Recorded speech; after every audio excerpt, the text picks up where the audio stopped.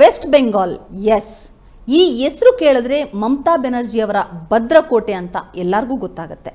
ಆದರೆ ಇದೀಗ ಆ ಕೋಟೆ ಕುಸಿದಿದೆ. 15 ವರ್ಷಗಳ ಆಡಳಿತಕ್ಕೆ ಬ್ರೇಕ್ ಬಿದ್ದಿದೆ. ಈ ಗೆಲುವು ಸಾಮಾನ್ಯ ಗೆಲುವಲ್ಲ, ಇದು ಪ್ಲಾನಿಂಗ್, ಸ್ಟ್ರಾಟಜಿ ಮತ್ತು ಗ್ರೌಂಡ್ ವರ್ಕ್ನ ಫಲ. ದಶಕಗಳಿಂದ ಬಂಗಾಳದಲ್ಲಿ ಕಾಲೂರಲು ಪ್ರಯತ್ನಿಸುತ್ತಿದ್ದ ಬಿಜೆಪಿ ಇದೀಗ ತನ್ನ ಗುರಿಯತ್ತ ಸಾಗಿದೆ. ಹಿಂದುತ್ವ, ರಾಷ್ಟ್ರವಾದ ಹಾಗೂ ಅಭಿವೃದ್ಧಿ ಅಜೆಂಡಾ, ಈ 3 ಕಾರ್ಡ್ಗಳನ್ನು ಪ್ಲೇ ಮಾಡಿದ ಬಿಜೆಪಿ ಮತದಾರರ ಮನ ಗೆಲ್ಲೋದ್ರಲ್ಲಿ ಯಶಸ್ವಿಯಾಗಿದೆ. ವಿಶೇಷವಾಗಿ ಯುವಕರು ಮತ್ತು ಮೊದಲ ಬಾರಿಗೆ ಮತ ಹಾಕಿದ ಮತದಾರರು ಬಿಜೆಪಿಯತ್ತ ಹೆಚ್ಚು ಆಕರ್ಷಿತರಾಗಿದ್ದರು. 2024ರ ಆಗಸ್ಟ್ನಲ್ಲಿ ನಡೆದ ಆ ಒಂದು ಘಟನೆ ಇಡೀ ದೇಶವನ್ನೇ ಬೆಚ್ಚಿ ಬೀಳಿಸಿತ್ತು. 2024ರ ಆಗಸ್ಟ್ 9ರಂದು ಕೋಲ್ಕತ್ತಾದ ಸರ್ಕಾರಿ ಆರ್ಜೇಕರ್ ವೈದ್ಯಕೀಯ ಕಾಲೇಜು ಮತ್ತು ಆಸ್ಪತ್ರೆಯಲ್ಲಿ 31 ವರ್ಷದ ತರಬೇತಿ ವೈದ್ಯೆಯ ಮೇಲೆ ನಡೆದ ಅತ್ಯಾಚಾರ ಮತ್ತು ಕೊಲೆ ಪ್ರಕರಣವು ದೇಶಾದ್ಯಂತ ಭಾರಿ ಆಕ್ರೋಶಕ್ಕೆ ಕಾರಣವಾಗಿತ್ತು. ಆಗಸ್ಟ್ 8ರ ರಾತ್ರಿ ತನ್ನ ಸಹೋದ್ಯೋಗಿಗಳೊಂದಿಗೆ ಊಟ ಮಾಡಿ ಆಸ್ಪತ್ರೆಯಲ್ಲಿ 36 ಗಂಟೆಗಳ ಕಾಲ ಶಿಫ್ಟ್ ಮುಗಿಸಿದ ನಂತರ ಸೆಮಿನಾರ್ ಹಾಲ್ನಲ್ಲಿ ವಿಶ್ರಾಂತಿ ಪಡೆಯಲು ತೆರಳಿದ್ರು. ಆದರೆ ಮರುದಿನ ಆಕೆಯ ಶವ ಆಸ್ಪತ್ರೆಯ ಸೆಮಿನಾರ್ ಕೊಠಡಿಯಲ್ಲಿ ಪತ್ತೆಯಾಗಿತ್ತು.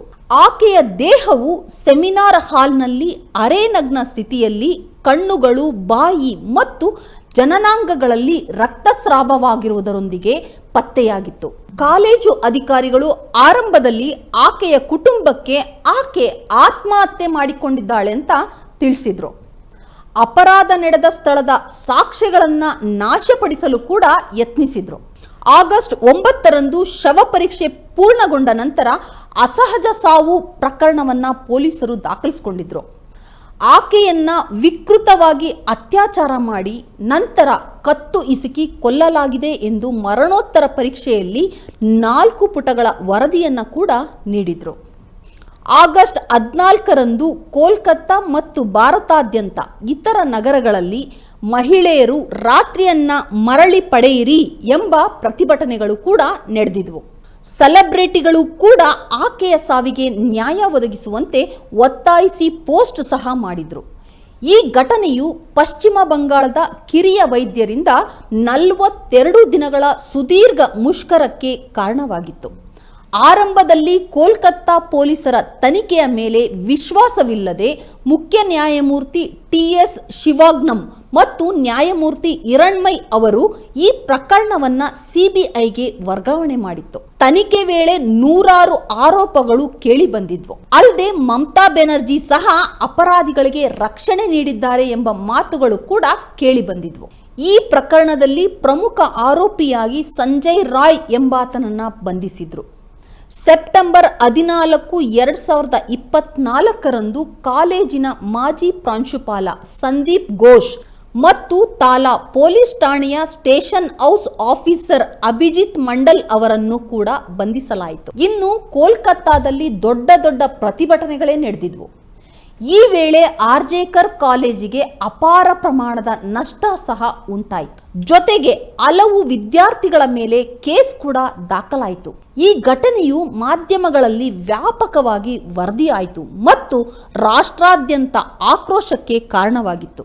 ವೈದ್ಯಕೀಯ ಸಮುದಾಯದೊಳಗೆ ವಿದ್ಯಾರ್ಥಿ ಸಂಘಗಳು ಮತ್ತು ಮೃತರ ಸಹೋದ್ಯೋಗಿಗಳು ನ್ಯಾಯಕ್ಕಾಗಿ ಮತ್ತು ಕ್ಯಾಂಪಸ್ನಲ್ಲಿ ಸುಧಾರಿತ ಭದ್ರತಾ ಕ್ರಮಗಳನ್ನು ಒತ್ತಾಯಿಸಿದ್ರು. ಸಿಬಿಐ ತನಿಖೆ ವೇಳೆ ಕೇವಲ ಸಂಜಯ್ ರಾಯ್ ಮಾತ್ರವಲ್ಲದೆ ಇನ್ನೂ ಕೆಲವರ ಪಾತ್ರದ ಮೇಲೂ ಅನುಮಾನ ವ್ಯಕ್ತವಾಗಿತ್ತು.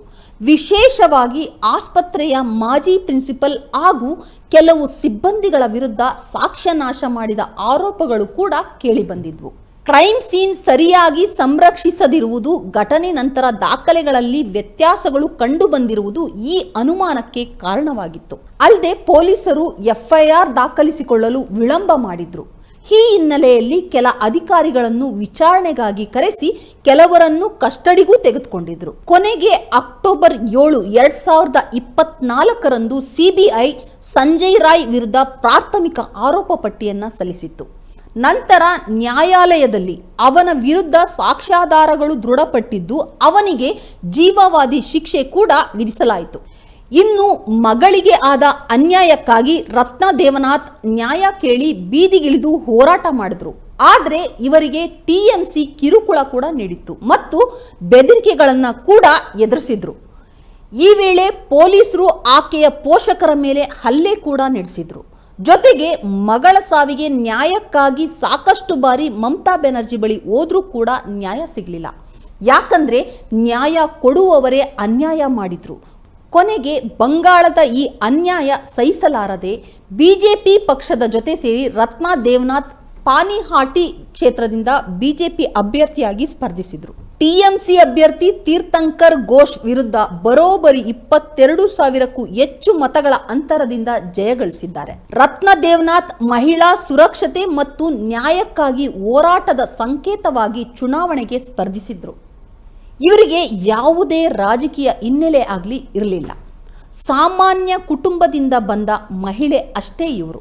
ತನ್ನ ಮಗಳ ಸಾವಿಗೆ ನ್ಯಾಯ ಕೋರಿ ಮಹಿಳೆಯರ ಸುರಕ್ಷತೆಗೆ ರಾಜ್ಯ ಸರ್ಕಾರದ ವೈಫಲ್ಯವನ್ನು ಮುಖ್ಯ ವಿಷಯವನ್ನಾಗಿಟ್ಟುಕೊಂಡು ಪ್ರಚಾರ ಮಾಡಿದ್ರು. ಇವರಿಗೆ ಬಿಜೆಪಿ ಹಿರಿಯ ನಾಯಕರ ಬೆಂಬಲ ಕೂಡ ನೀಡಿದ್ರು. ಮೋದಿ ಕೂಡ ಪಾನಿಹಾಟಿ ಕ್ಷೇತ್ರದಲ್ಲಿ ಪ್ರಚಾರ ನಡೆಸಿದ್ರು. ಚುನಾವಣಾ ಪ್ರಚಾರದ ಸಮಯದಲ್ಲೂ ಕೂಡ ರತ್ನ ದೇವನಾಥ್ಗೆ ವಿರೋಧ ಪಕ್ಷಗಳಿಂದ ಕೇಳಿಬಂದ ಲೇವಡಿಗಳು, ವೈಯಕ್ತಿಕ ಟೀಕೆಗಳು ಮತ್ತು ಪ್ರಚಾರಕ್ಕೆ ಒಡ್ಡಿದ್ದ ಅಡೆತಡೆಗಳು ಅವರನ್ನು ಕುಗ್ಗಿಸಲಿಲ್ಲ.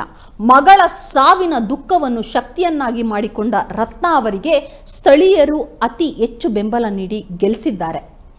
ಇನ್ನು ರತ್ನ ಅವರು ಅವರ ಮಗಳ ಸಾವಿನ ದುಃಖವನ್ನು ಶಕ್ತಿಯನ್ನಾಗಿ ಮಾಡಿಕೊಂಡು ಗೆದ್ದಿರುವ ರತ್ನ ಅವರು ಈಗ ಯಾವ ರೀತಿ ಆ ಒಂದು ಕ್ಷೇತ್ರಕ್ಕೆ ನ್ಯಾಯ ಒದಗಿಸ್ಕೊಡ್ತಾರೆ ಮತ್ತು ಮಹಿಳೆಯರ ಸಂರಕ್ಷಣೆಗೋಸ್ಕರ ಯಾವ ರೀತಿ ಕೆಲಸ ಮಾಡ್ತಾರೆ ಅನ್ನೋದನ್ನ ಕಾದು ನೋಡಬೇಕಾಗಿದೆ. ಇದರ ಜೊತೆಯಲ್ಲಿ ವೆಸ್ಟ್ ಬೆಂಗಾಲಲ್ಲಿ ಒಂದು ಕ್ರಾಂತಿಯೇ ಆಗಿರೋ ರೀತಿಯಲ್ಲಿ ಈ ಒಂದು ಚುನಾವಣೆಯ ಫಲಿತಾಂಶ ಕಾಣ್ತಾ ಇದೆ. ಇನ್ನು ಮುಂದಿನ ದಿನಗಳಲ್ಲಿ ಬಿಜೆಪಿ ಸರ್ಕಾರ ಯಾವ ರೀತಿ ಆಡಳಿತ ಮಾಡುತ್ತೆ ಅನ್ನೋದನ್ನ ಕಾದು ನೋಡಬೇಕಿದೆ. ಇದಾಗಿತ್ತು ಈ ಹೊತ್ತಿನ ವಿಶೇಷ. ನೋಡ್ತಾ ಇರಿ ಪ್ರಜಾಶಕ್ತಿ ಟಿವಿ, ಇದು ನಿಮ್ಮ ಧ್ವನಿ.